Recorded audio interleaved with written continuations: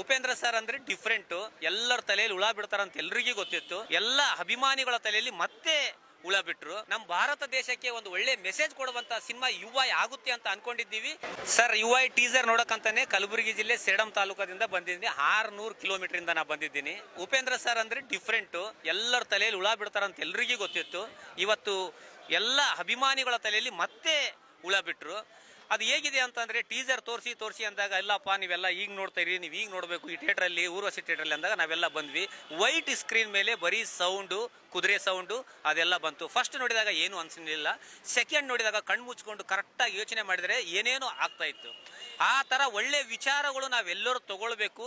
ನಮ್ಮ ದೇಶ ಯಾವ ರೀತಿ ಒಳ್ಳೆ ರೀತಿಯಲ್ಲಿ ನಾವು ನಡೆಸಬೇಕು ಅನ್ನೋದು ನಮ್ಮೆಲ್ಲರಲ್ಲಿ ಬರಬೇಕು ಅಂತ ಆ ಥರ ಮಾಡಿದಾರೆ ಅಂತ ಅನ್ಕೊಂಡಿದ್ದೀವಿ.